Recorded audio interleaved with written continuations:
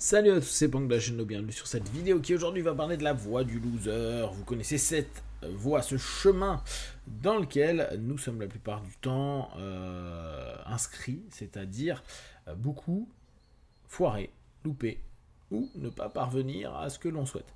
Alors je sais que c'est pas forcément ce qu'on aime entendre, d'ailleurs c'est amusant parce que quand je fais des vidéos ou des audios sur ce sujet-là, il n'y a pas un grand feedback. Hein. J'ai l'impression qu'on n'est pas hyper fan des gens qui mettent en avant l'échec.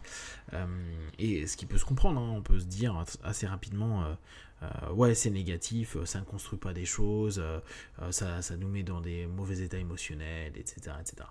Pourtant, la plupart du temps, on a énormément d'échecs. Des petits échecs, des petites contrariétés, des petites choses qui ne vont pas comme on veut.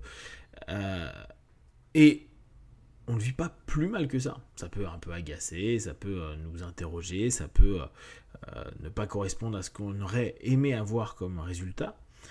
Mais des échecs, on en a hyper régulièrement. Hier, je parlais à des potes et on revenait sur un boulot qu'on avait tous les trois fait, qui était celui de chasseur. C'est-à-dire qu'on appelait avec soit une base de données, soit les pages jaunes, à froid, donc des cold calls, un ensemble de personnes, voire tout le monde. Moi je me souviens, j'avais les pages jaunes et j'appelais toutes les personnes des pages jaunes. Donc les personnes, la plupart du temps, nous accueillent pas le mieux possible. Tout bêtement parce que on les interrompt dans des tâches, parce qu'ils n'ont pas de besoin de nos produits, parce qu'on est peut-être le 75e gars de la journée ou de la semaine qui les appelle pour leur vendre des produits. Et dès lors, on a un taux d'échec qui est, quoi qu'il arrive, 20 fois, 30 fois, 50 fois supérieur à un taux de réussite. Cette notion-là, elle était intéressante à mettre en avant parce que justement, tous les trois ont trouvé que c'était un boulot qui était difficile et un boulot qui était en plus pas considéré. Parce que dans nos sociétés, ce qui est normal, on valorise la réussite, pas l'effort fourni. C'est la réussite qui va dire t'es bon, t'es pas bon. D'ailleurs, s'il y a autant de signes extérieurs de réussite / de richesse, c'est pas pour rien. C'est pour montrer aux autres, regardez ce que j'ai fait. C'est une réussite. Ou je peux grimer une réussite, mais en tout cas, cette notion de réussite est beaucoup plus mise en avant, bien sûr, que l'échec. Il n'y a rien de valorisé et valorisant de mettre l'échec en avant. Et pourtant, cette notion qu'on peut retrouver aussi au porte-à-porte pour ceux qui en ont fait, de se faire jeter en l'air en longueur de temps, ça crée un état d'esprit qui est vraiment, vraiment à part.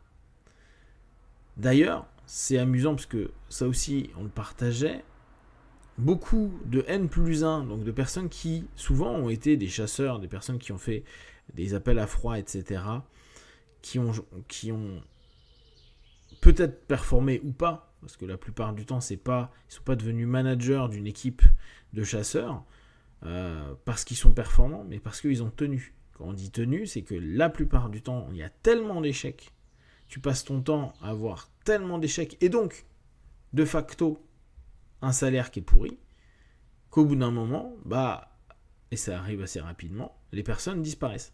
C'est-à-dire qu'en une semaine, 2 semaines, 1 mois, 6 mois, à 6 mois, 95% des nouveaux qui étaient venus faire commerciaux de ce type-là avaient disparu.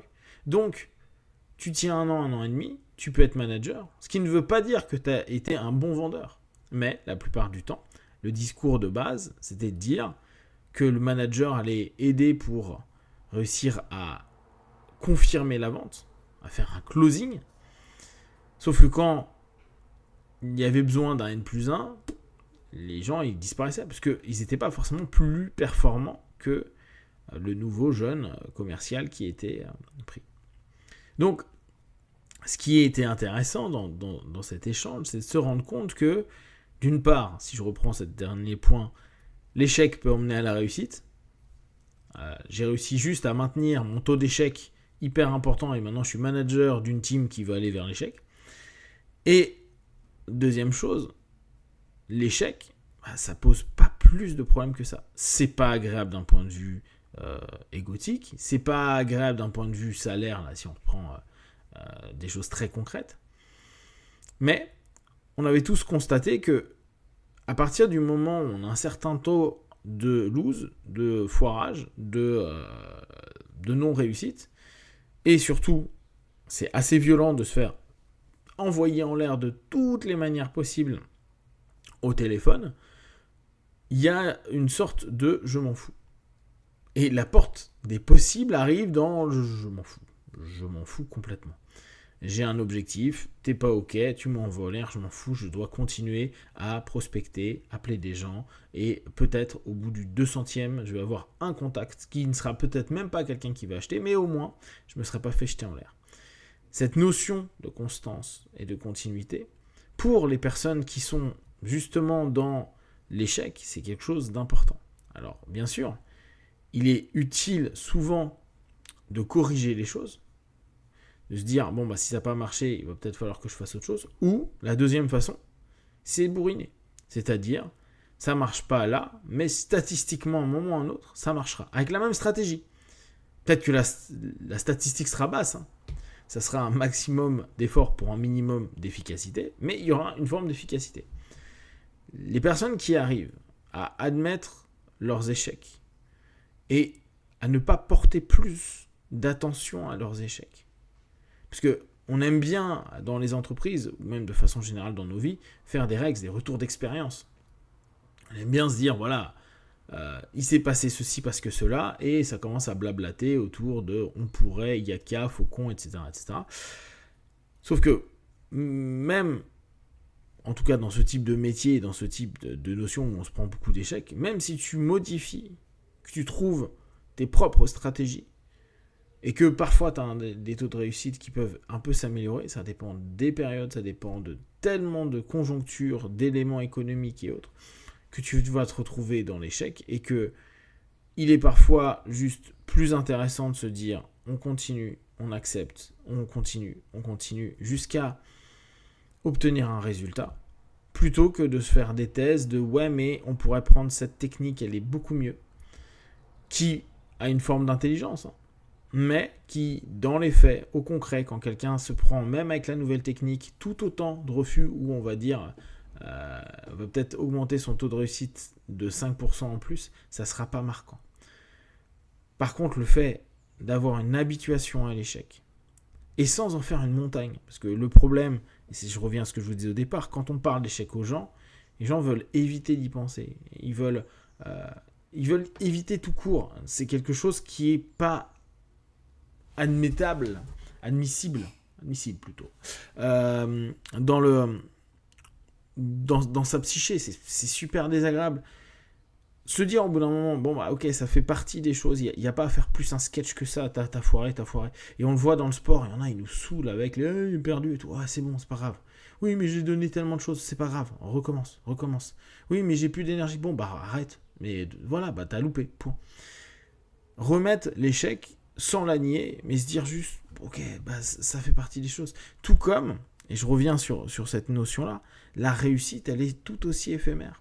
La sensation de réussite. Alors bien sûr, après, ce qu'on a produit au travers de la réussite peut se maintenir, mais la notion de réussite en tant que telle, elle est hyper éphémère aussi. Prendre les échecs, et peut-être l'ensemble des échecs de votre vie, comme juste des étapes, des points, des éléments, mais ne pas vous prendre la tête dessus, peut-être l'analyser, vous faire un micro-rex, mais pas vous dire IAK, il faut revenir dans le concret, retester, réoser, se refaire jeter en l'air, relouper vos choses. Et petit à petit, en cumulant de l'expérience, en cumulant le nombre, la loi des grands nombres, hein, c'est quelque chose qui fonctionne toujours au bout d'un moment, vous allez avoir du résultat. Alors peut-être pas de la forme que vous voulez, peut-être ça c'est pas aussi sexy dans vos storytelling après, mais il y a vraiment quelque chose qui va se faire et peut se faire. En plus, vous allez développer un état d'esprit, celui du mec qui est habitué à l'échec, qui va vraiment vous donner une force bien plus importante que les personnes qui sont tellement habituées officiellement à réussir tout. Si vous avez des questions et des remarques, partagées sur Facebook, YouTube, j'y répondrai le plus rapidement possible. Comme d'habitude, tout ce que je propose ne prendrait que ce qui est bon et juste pour vous tester, observer, analyser et conclure. Be one, ciao.